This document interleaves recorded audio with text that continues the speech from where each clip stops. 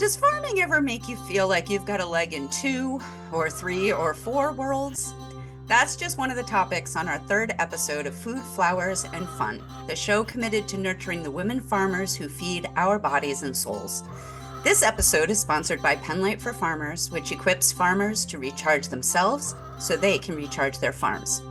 I'm your host, Kay Castrataro, and today's guest is Steph Warren, agroforester extraordinaire and owner of Eliana's Garden in North Carolina.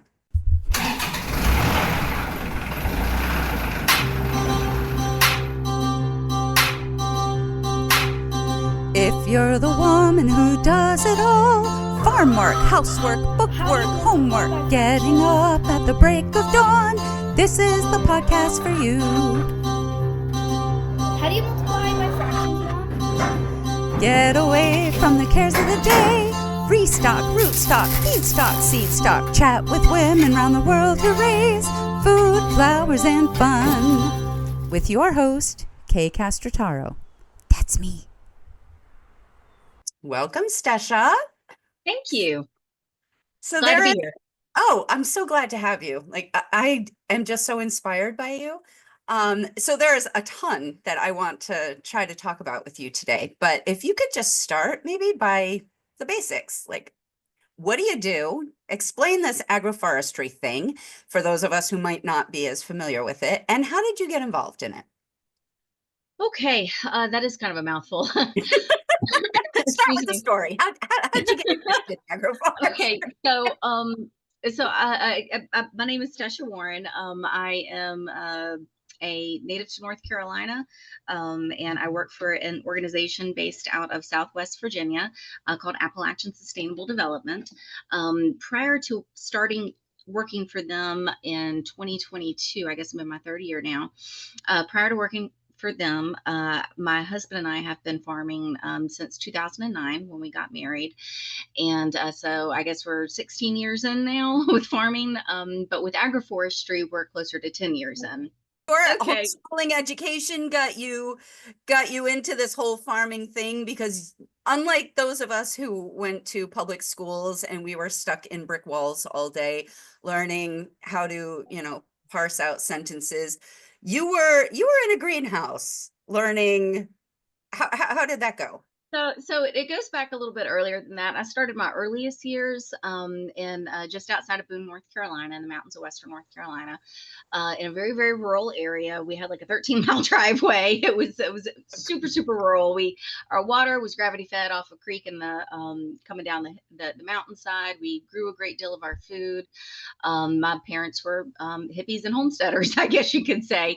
And after we ended up leaving there when I was younger, my parents ended up subsequently separating, and my mother ended up in Tennessee with me, where she had a greenhouse business. She was horticulture and ag person herself, and so I fell in love. What was she growing in the greenhouses? Because in the greenhouses, we had 13 bays, and this is where I was homeschooled as well. So I was pulled out and homeschooled in about 3 months into my 9th grade year.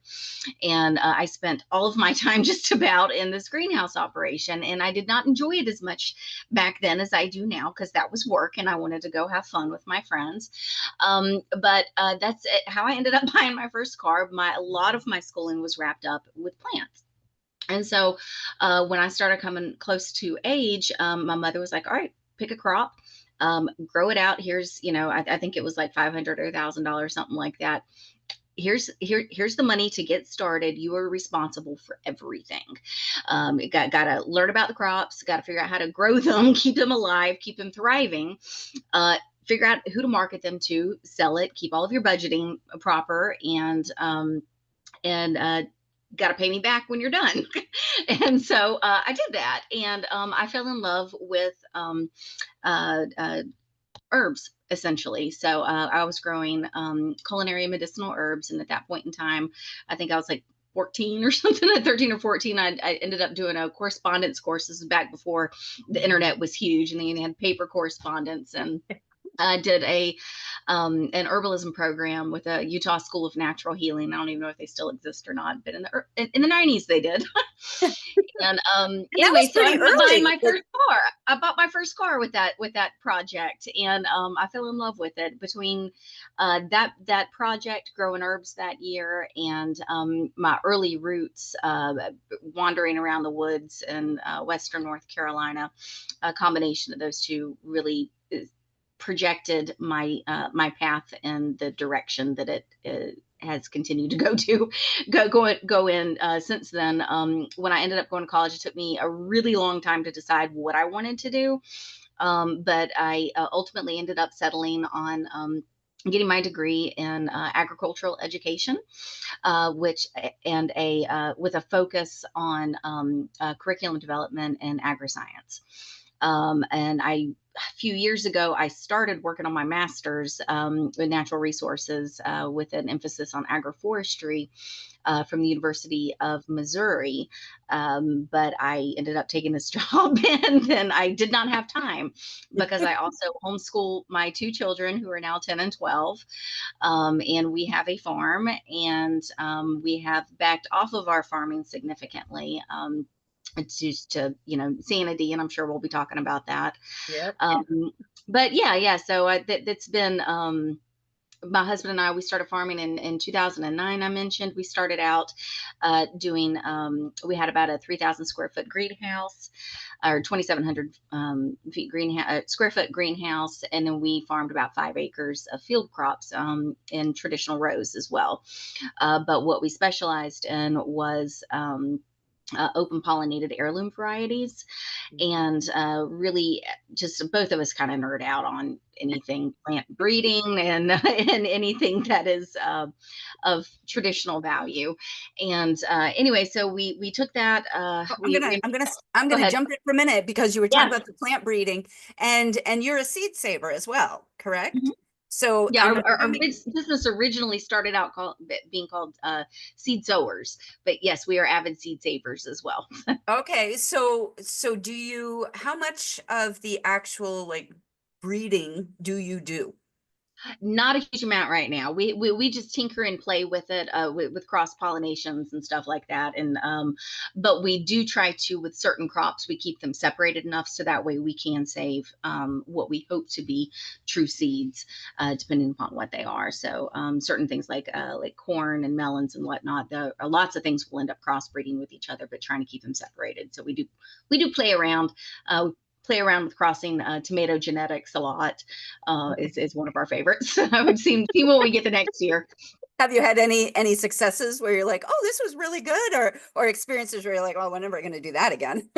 So some good ones. We had one that was given to us on our honeymoon, actually, and just outside of Topsail, not Topsail. It was Folly Beach, South Carolina.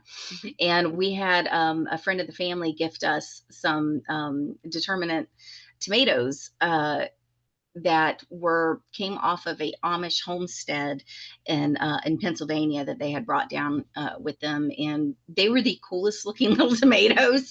And we ended up crossing them with some other paste tomato. They were a type of paste tomato, and we ended up crossing them so that was super cool. Ended up with stripes and pointy ends and stuff. I've got pictures somewhere of them. Oh, wow. And I think that what a was cool one of our cooler story. ones.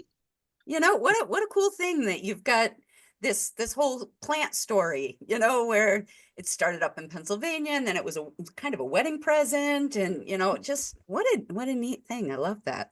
Yeah, and that one came to us with no name to it. It was just one that had been bred within that Amish community. So we ended up naming that one Amish Honeymoon because we got it on our on our honeymoon. So. Nice.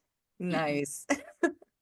So, yeah, so we did kind of talk about some of your diverse agroforestry things. I look at you as kind of the Renaissance woman of agroforestry because you're a producer. I know, look at her, she's so humble. You're a producer, you're an educator, you're also an advocate, because you're involved in quite a few different coalitions. So talk a little bit about that, because we are talking about this multi-pronged approach to farming, which I think a lot of us do, where we do have our feet in multiple worlds. And eventually we'd like to talk about how we navigate that without losing our minds. Right. Oh yeah. So oh gosh, where do I start into that? So Yes, so I'm involved in a handful of coalitions within the agroforestry realm, and I'm just now realizing I didn't get to the whole agroforestry part of our story when we started going in that direction, and then I need to explain agroforestry as well. But within the agroforestry community, we do have a coalition, it's Agroforestry Coalition. You should check out their website and consider joining. It's free to join, but there is a number of working groups involved with the Agroforestry Coalition, and I am the dominant one that I interact with and engage with is the technical assistance and training working group, but there are multiple other ones. There's a policy one, there's a nursery one, lots of different areas. So I encourage everybody to check that out. But there's also the Association for Temperate Agroforestry, and I'm the vice chair of that. My term is up this summer, so I'm trying to decide if I'm going to stick around for another term or not. I'm encouraged to, but time management is part of why we're here, and I'm evaluating whether or not that's going to be a good choice for me. But the Association for Temperate Agroforestry is an amazing organization as well. We're all volunteer run. And we just got a new website up. That's agroforestryassociation.org. With lots of resources available there. There's also the X Exchange, or ARC Exchange, is and agroforestry exchange, knowledge exchange, essentially. And then sorry, somebody's calling. Silence Yeah, that. and we'll have all these links down in the Okay, cool. program Yeah. notes so everybody can check them out. And so yes, those are some of the coalitions that I'm involved in, or I guess the association / coalition when it comes to agroforestry.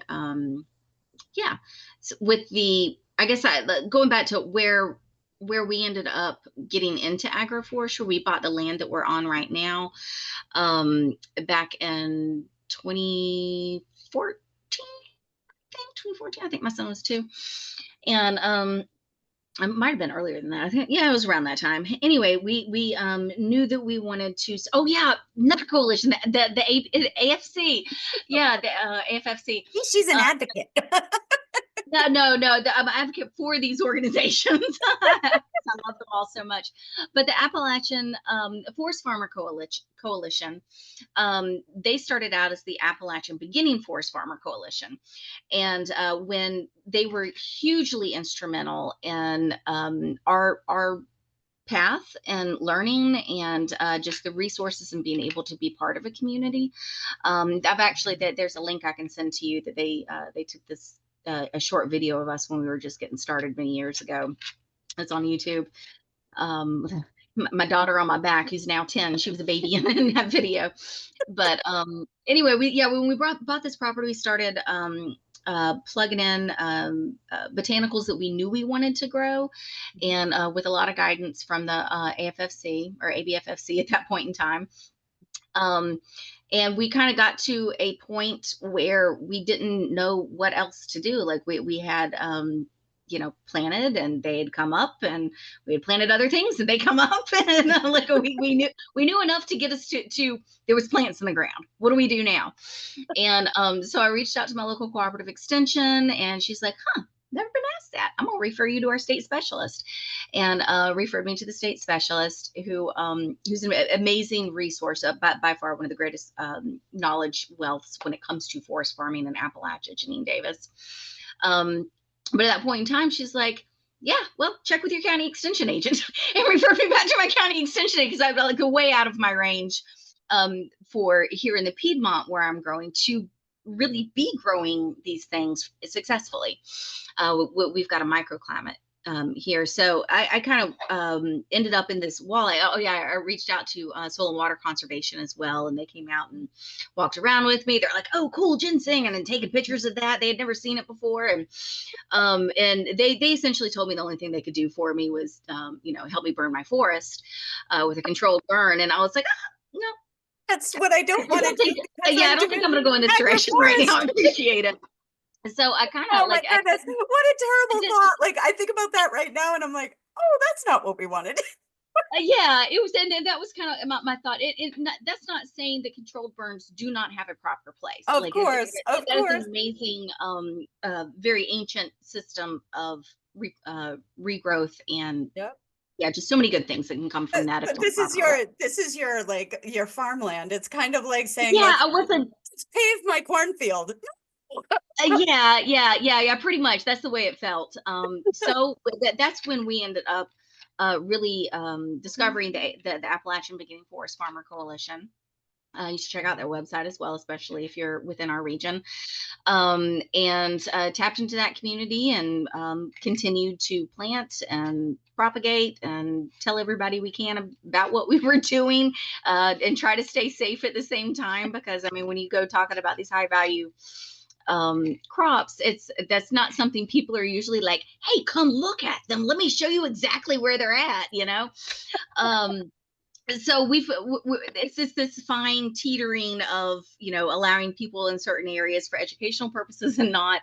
But when my husband was about to leave his last, well, he wasn't planning on leaving at that point in time, when we moved out here, about 8 years ago, something like that, 8, 9 years ago, we ended up in an amazing situation where we were able to lease a lot of land in Virginia, just across the state border, and close to 300 acres, and continued to plug away at our plantings, and really started getting into, we were already into wild mushrooms and foraging and whatnot. Collectively, my husband and I have over 50 years experience with foraging and been teaching that for many, many years. But I ended up getting a wild mushroom certification from Mushroom Mountain some years ago, and then I ended up getting a contract to be one of their instructors as well.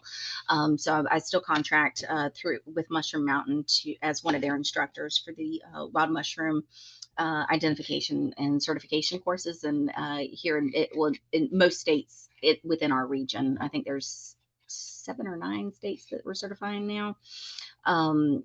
That you actually legally, you have to have that type of certification to be able to sell to a restaurant or anywhere where there's going to be public consumption. Well, Um, that's not a bad idea. I mean, yeah, I mean, I know if people you've get been a hunting little for, worried about certifications, and it's that fine balance between, food safety and regulations, which I mean, boy, we could have a whole 3 day yeah, conversation yeah, about that. But it's kind of like I look at it a little bit like my daughter who says, "Oh, I know what mushrooms are okay to eat," and I'm like, "No, no, you don't." And she's like, "Oh, my friend told me." I'm like, "No, please don't eat the stuff in the landscape, because your mother does not know all of these, and she'll come in and she'll tell me, oh, I was eating dandelions." I'm like, honey, just be careful what you're eating. Like, please stop randomly eating. She's like, dandelions are fine. I'm like, yes, dandelions are fine. Not everything in our yard is fine. yeah. With foraging, you definitely have to, they're you got to know what you're looking at in the life cycles of the plant, because there are a lot of things that at different stages within their life cycle may or may not be poisonous, Right. um, or may not be safe for the plant's life itself. Like, if I mean, you don't want to. Anyway, I'm gonna get off on Yes. a tangent No, about no, foraging. no, you're not off on anything. I mean, this is part of it. And I would imagine that foraging and agroforestry are kind of closely connected. I mean, uh, agroforestry, you're doing but it intentionally, but Yeah, I'm within agroforestry. So within the agroforestry here in the United States, there are 5 federally recognized practices. There is forest farming, which we do forest farming, alley cropping, and are working on a silvopasture and riparian buffer. So, but there's also windbreaks, which go back to the Dust Bowl when they really started becoming super important. But agroforestry as a whole is practiced worldwide. It is not a new set of practices by any means, just because here in the United States we are just beginning to get the buzz words out, like forest farming and agroforestry we're and catching up with the rest of the world. silvopasture. Yeah, but tropical climates in particular have been very successful in really fully integrating agroforestry concepts into a lot of their food production there. But on a different scale, temperate agroforestry within the European areas, or European regions, are they're so far ahead of us. It's not even funny, like the world agroforestry scene. But here in the United States, it does go back to indigenous practices as well. So I think it's important for people to realize that when it comes to agroforestry here in the United States, again, none of this is new. These are very ancient and old and indigenous concepts and practices. We are just reevaluating and tweaking them for modern society, I guess. Yeah, But yeah, I always give acknowledgement to indigenous roots when it comes to agroforestry practices. yeah. But within I love that. I agroforestry, love it that is, you're it doing is, that. it, well, and many of us are practicing indigenous practices on indigenous land too. So there's that acknowledgement as well. Yes. So Which here we where I'm don't do at, as start much and here. Like really, In Canada and Australia as well, I have a lot of colleagues around there, and they're really good. Like even on their emails, they're, acknowledging that they're living and working on unceded territories, and they say whose territories they were. And I think that's a really beautiful thing. So are you at all familiar with the natives that you would have been in your area, yes. or So here on the land that we practice our agroforestry practices with, we are forest farming on native Sara land. The Saras ended up, most of them ended up leaving this area long, long time ago, obviously. And the Saras don't technically exist anymore. They ended up going into the Lumbee and the Saponi and the Cherokee nations, or stayed here and were, um, I guess, uh, assimilated maybe, or assimilated. Yeah, I hate to say it like that, but I do have Sara blood as well. My family oh, is from here, and at some point in time there was some of those connections and genetic exchanges made, I guess you could say. yeah, Um, so, but that's yes, exciting. and we started out with 7.5 acres here, and then my father ended up getting the 10 acres across from us. We're at the end of a dirt road. My father ended up getting the 10 acres across from us and saying, here's my contribution to the family farm, I guess. And then my mother and my uncle went in together and got an additional 37 acres at the end of the road.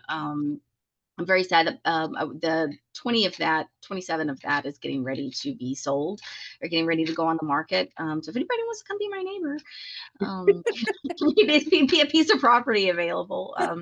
But outside of that, we can walk to the one of the most pristine rivers in the Triad, the Mayo River, which is surrounded by over 2,000 acres of state park land as well.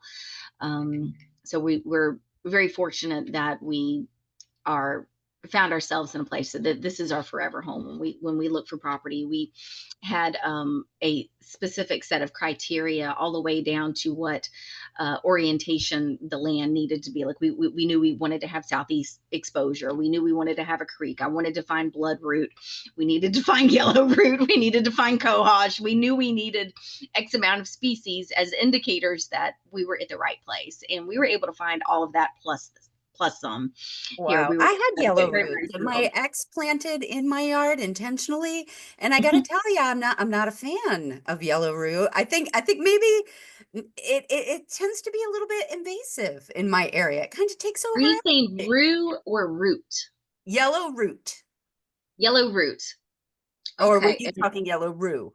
no, roots is what I was saying. And I think we may be getting into different common names for different plants, or Maybe same common names so. for I mean, different this things. is supposed to be, I mean, I'm sure it's probably a native, but it's one of those that just like, and yeah, I ended up ripping it out because I didn't like it. So I would be interested in your yellow root.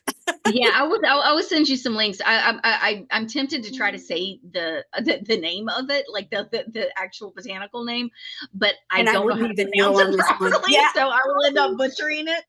But I know, yeah, yellow root is commonly associated, that common name, with so many different species. I mean, just here within my region, I know of Okay. at least two that are native that are commonly called yellow root, but they're very different species, Okay. all the same. So, Oh, we're um, getting such a good education today. I love this. but yeah, so um We do a lot of mushrooms, ramps. We're not supposed to do ramps in our region, but we do them successfully. Ginseng, golden seal, which is another name for yellow root, a different yellow root that I was talking about. Um, uh, Black and blue cohosh. The black cohosh does a little bit better here than the blue. We at one point we had 9 different species of mushrooms that we were growing, um, and a variety of other things. So I don't know. What do you want to talk about? Well, I'm also interested in your alley cropping. So, Yeah. what do you do with your orchard? Because I grew up on an apple orchard and have always been really, really fascinated by alley cropping. Just because, I mean, we have grass, but we don't actually do like cropping type stuff. And my family likes to Mhm. keep it very well mowed. And there are lots of cultural reasons, like cultural practices reasons that they do that, mice being one of them. But I'm curious as to your alley cropping process. So tell Yeah, us so what so kind of first, I guess trees you're growing. And yeah, so alley cropping, just for anybody who's not familiar with that, alley cropping is essentially defined as strips or rows of trees and or woody shrubs that have an alleyway in between them where crops are produced. I could go into all 5 of the practices, but while we're talking about alley cropping, I just want to make sure that people understand it's not just an orchard system. It is alley cropping is a very integrated. Actually, all agroforestry practices are integrated. So when we started out, we did not intend and plan on having an alley cropping. If I could go back and redo this, I would plan for this differently. But there's always examples or opportunities to learn even from mistakes. So when we came out here and we started plugging in trees, my husband was working for a nursery in a neighboring city and got an amazing deal on a bunch of stuff that was getting ready to be thrown away, essentially needed to be liquidated. And we got an amazing deal, and we came out and started planting it. Now I'm gonna preface this by saying we live in a town called Stoneville oh in no. the county of Rockingham. So we do a lot of turning up rocks in this area. Pretty much anytime we go out into the field, we are turning up rocks and stones. And that was no exception. And it made it incredibly difficult to successfully, like to plant for success on a very, very red clay rock infested hillside. But some of them are still surviving. And at that point in time, we did intend on just having an orchard. And once we moved in here, however many years ago, and I was more familiar with the concept of alley cropping, I was like, man, we need to do some alley cropping in this. And so we have been experimenting, trying to build the soil up for quite a handful of years now. And then we've been doing the alley cropping system about 6, 7 years now. And we have done, my husband is really into trying to figure out how to do three sisters with a tractor, three sisters gardening, if you're familiar with that. Yep. So he always ends up identifying one of the paddocks that he's going to end up doing that. And last year in one of the paddocks, we uh, did not do a crop. We decided to raise a few hogs, and there was our first time bringing the hogs home from the big farm. But it was good to have them here. And anyway, but we're letting them just do their thing in the soil, rip it up, turn it over. We did go back and try to do a little bit of cover cropping afterwards, after we culled them, and They're rebuilt this. so they're so great for that. Like I just want to Yeah, interject that. Like if especially if you're on small acreage or anything like that, like bringing pigs in is really a they great can thing because really help transform the land. they turn the soil over. They're so full of nutrition with their poop and everything. And so it's just like they're amazing. They really Yeah, are I amazing. tell people that they're tillers on the front end and fertilizers on the back end. Absolutely. Yeah. They're pretty good. That they will As long do a as you can lot keep of them in. damage too, though. You might They need will good do a lot of fencing too. yeah, for sure. The so we've been working on trying to build the soil in the alleyways for many years. I have had to go back and do some replanting, and we've got a little bit of replanting that we still need to do with in the rows. I've got comfrey. We also tried doing a handful of tea camellias in there, as far as like an understory with tiering up the different levels of production. So we've experimented with a few different things within those rows as far as intercropping goes. And in the alleyway is typically going to be just annual vegetable production. As the trees are getting larger and fuller, our alleyways are getting narrower and narrower. I do eventually see this as being more of like a rotational silvopasture. I don't know if it's going to end up looking like poultry will end up, but we have run poultry through there in the past, but not in a silvopasture type manner. They've been in more, chicken tractors working on amending the soil and whatnot. So yeah, we're looking at how we can continue to learn and grow off of that site. Um, Yeah. yeah. Yeah. So let's, thank you so much. I mean, I think it's, I mean, where we could go with this, you're growing a million different crops. So there's just like so many exciting things that we could talk about. I would like to shift gears just a little bit and talk more about how you are able to manage all of the things that you do. You said something during our pre-screening call that said, I asked if sometimes you were running on fumes, and you said fumes are very important things as long as they don't catch fire. So, Yep. so I love that quote, and I'm wondering if you can share some of the things you do to actually put gas back in the tank and to make sure that you don't go up in flames, because none of us want to see that. Yeah. No. I think it's a little bit of like a I don't know, some internal combustion does still arise, and spontaneous combustion.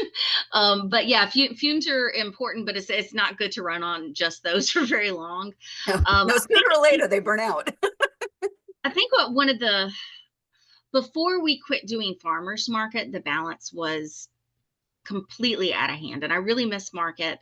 But I think trying to we were working 6 7 days a week, or like if we had Sunday, just to try to do laundry and say hey to each other, it passing by. That was kind of all we had, and just one day is a family day. um so it for me, I think that was one of the areas that we had to address, um first off, to try to find some balance. And we stopped market less than a year ago. When I took the job at ASD, it added a different level of complexity to our lives, where I like all but abandoned my husband. We were both farming full time. That was our life. It was 100% the farm market, CSAs, those types of things. And then when I took this job with ASD, and I had this other part of my life that we were trying to do, and then we were trying to homeschool and coordinate that together, and it became very very difficult. My husband did end up getting a off farm job as well, and we ended up eliminating market, but I thought that that was going to make things super complicated with both of us working, and it actually has helped a whole lot. But I guess that's some of the things that just Tell us keep why. me going. Tell us why, because I Because want to we I want to actually jump on that, because a lot of people, like I talk to a lot of farmers who, like, there is kind of a stigma still, I think, for some farmers, about how much of your time or money or whatever has to come off the farm versus, off farm to be considered a real farmer. Like, we talk a little bit yeah, about what is a good and farmer. And I'm trying to challenge those old ways of thinking, and to say that, farming is more of a part of who we are, as opposed to like how we do it. And relating it to days of the week or dollars in the bank, or that kind of a thing, just trying to really expand that view a little bit. But I'm curious as to how both of you working off the farm, and I also want to know how you manage to homeschool while both of you work off farm, how that actually made things easier for you and for your farm life. So talk to me about that. so with prior to me taking this job, when we were both just farming full time, we were working 7 days a week, as does every farmer. If our like the plants don't wait, the livestock doesn't wait, everything's got to eat and be watered, and fencing has to be repaired, and that just there's always something happening. And since we scaled back, I guess if you want to put terms on something, I would more say that we have scaled back from farming to homesteading.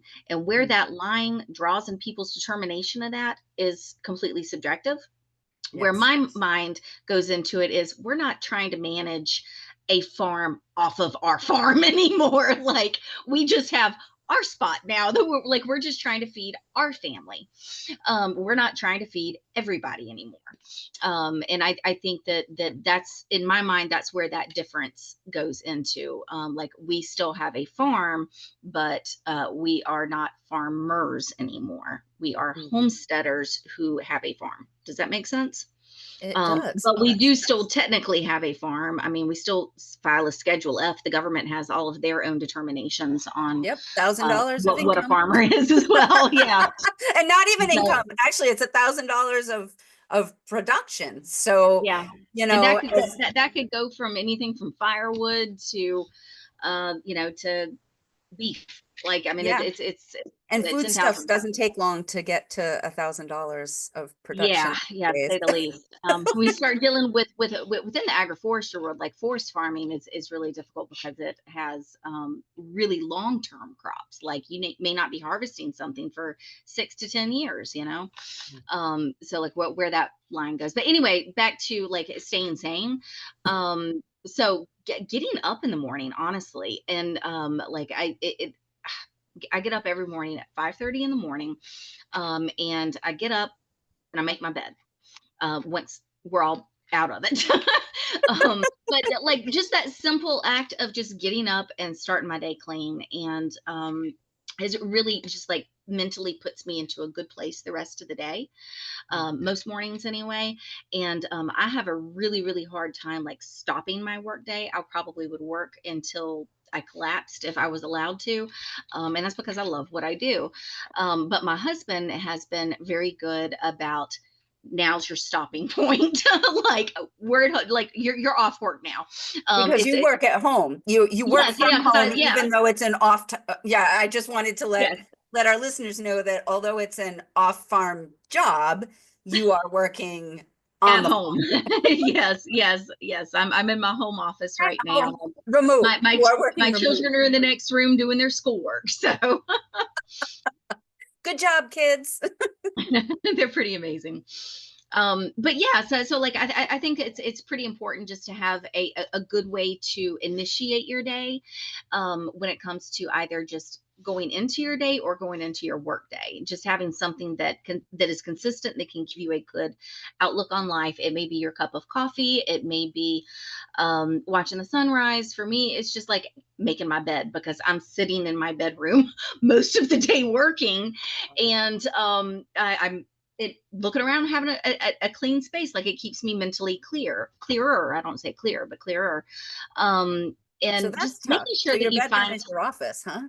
yeah, Your bedroom is your yeah. Well, I think it's bad that my office is like in my kitchen living room area. You know, like I just there are no walls, there are no anything. It's all open space, and yet your bedroom is kind of worse because that's supposed to be the place that you can go in there and get and away.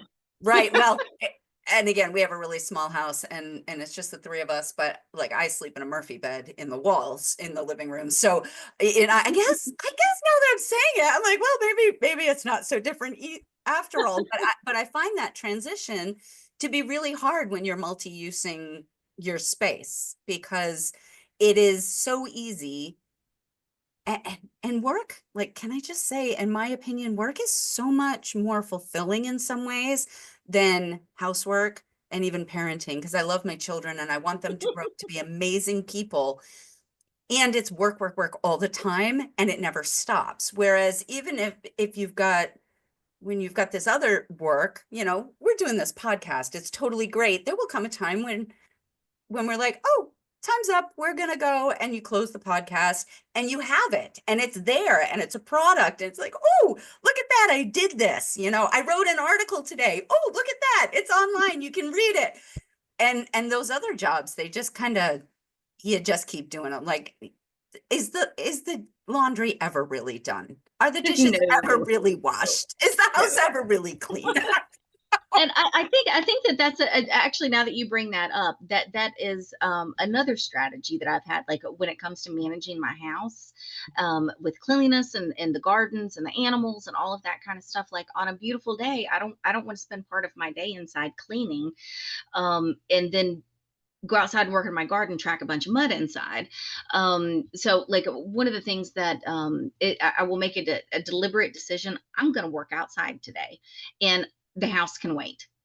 So what? I don't have company coming over. Like we're going to be fed. It can wait until tomorrow. Tomorrow I will focus on the house, and I find that I do get much more accomplished if I just say I'm going to focus on XYZ today. Like today is my outside day.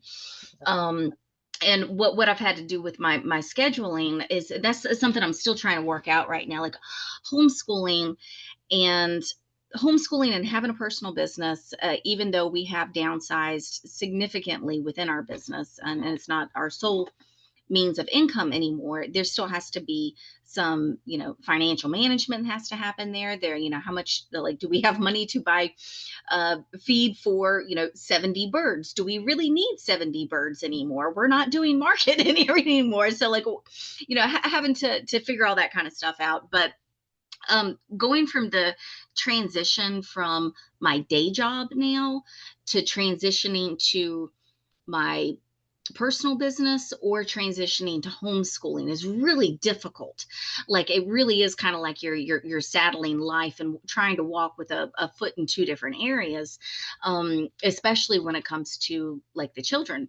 In particular, like I get hyper focused on regional and national efforts that are being made, and with my day job, and working on these, planning 10,000 different things as far as these workshops go. And I don't know if I've explained my day job or not, but anyway, um, it, I have to have that, but have you on again. going from a business meeting to sixth grade math, like it's a huge transition, or fourth grade grammar. Like, do you really remember that?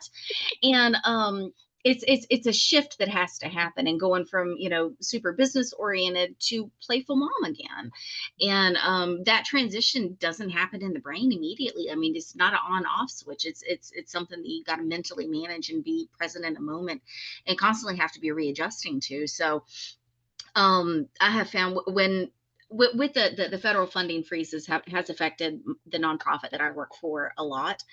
And so my hours have been reduced. My entire team's hours have been reduced. So I'm working under a different time management than I was before. And I appreciate more time with my family. I miss making a little bit more money, but that's okay. If you keep those 70 birds, you might But when I need was to be marketing them. yeah, but when I was still full time, like it was really, if it wasn't for my mother, like my mother really helps out. Well, at least at that point in time, she really helped out a whole lot with homeschool. And being able to bounce the kids back and forth and feel like you had a teammate and a partner in the education, was really important. But I did try to cram all my hours into a few days.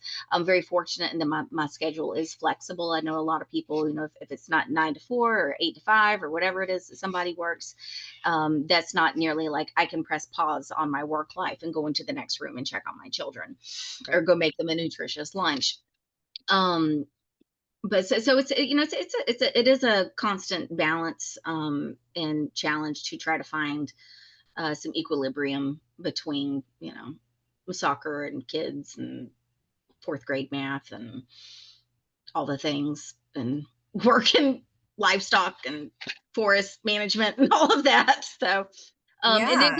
there is no staying caught up, but there is a level of staying sane through it, and not losing your peace and not losing your joy in what you're doing. And I did find that when I was working my farm full time, 100% of our income was coming off of uh, our efforts on our farm. That it really was kind of like stealing my joy in a lot of aspects, Yeah. because like it was a constant level of stress. I mean, farming is so uncertain. I mean, it's dependent upon so many different factors that people may or may not be aware of, but you're also completely dependent on other people to buy your stuff too, Yeah. and not, you run into a rainy day at market and, like, was that your electric bill that just went out? It's one of those. So it's nice not to have that level of stress anymore. So anybody who is wanting to just farm like full time, keep in consideration like it's not stable. It is difficult to plan and to save, and there's always something that's going to be going wrong. Not to discourage you, but it's a reality. And I've got a handful of other homeschooling mothers that I know. I saw a post on Facebook yesterday from one of them that they're all homesteaders, and she was talking about one of the aspects of farm life that people don't talk about is some of the hardships that you go through. And she had just lost a calf to one of her dairy cows, and it was a stillbirth. It was her first one, and it's very sad. And it's just things like that people don't think about, stealing their joy.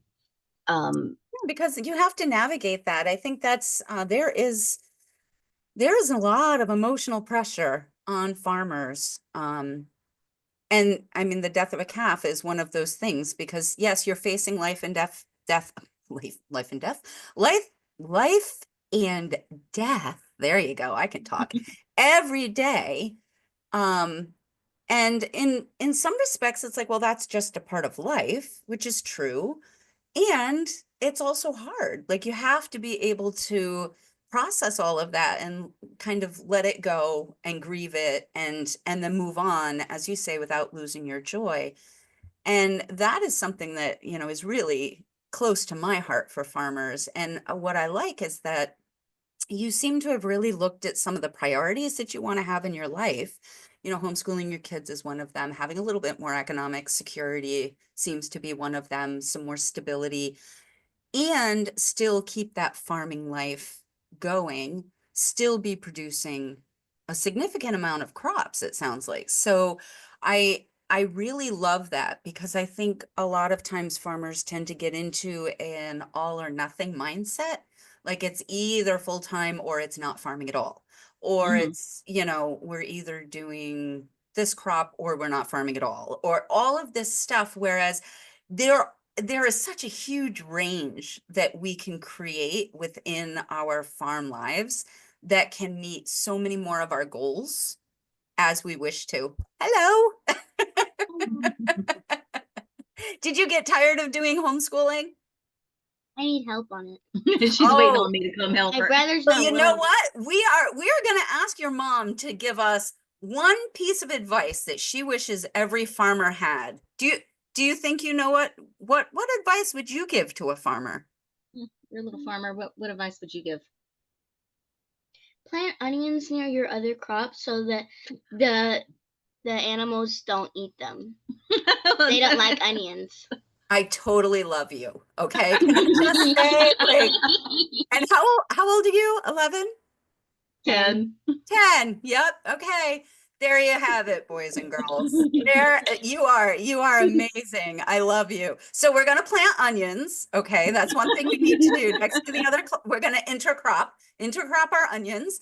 And what do you have for us, Stesha? Don't let anything steal your joy. And I don't know, stay encouraged.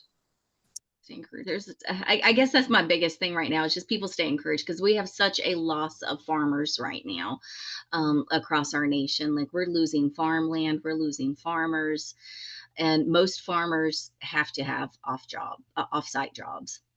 So just staying encouraged and keep planting good seeds. Oh, I just love that. Thank you. And if you do need more encouragement, definitely come out and check out the Penlight website, because that's what we try to do, is to provide encouragement and keep coming back to food, flowers, and fun, because we want this to be a place that encourages people and helps them really to grow into not just great farmers, but the people that they want to be. So thank you so much, Stesha. You're And welcome. How do you multiply by fractions now? Farmers Calling, our show is all done. Goodbye, farewell, so long, adieu. See you next week, same time, same place, for food, flowers, and fun. Go in peace. Visit us at www.penlightfarmers.com.